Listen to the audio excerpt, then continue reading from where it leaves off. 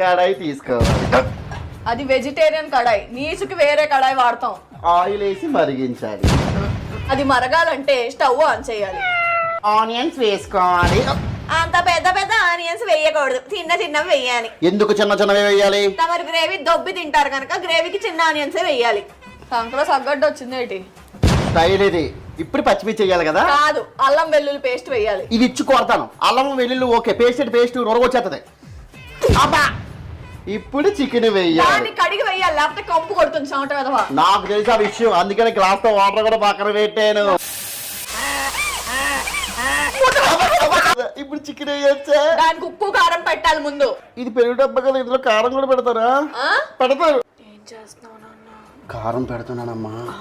గంధం తీసుకొస్తాను, బొట్టు పెట్టు, సీమంతం చేద్దాం. మరి గాజులు? ఉప్పు కారం అయితే ఓకే, పెరిగేది పెరిగేలా ఉంది. ఇప్పుడు నిమ్మకాయ కూడా వేయాలి. ఇంకొంచెం షుగర్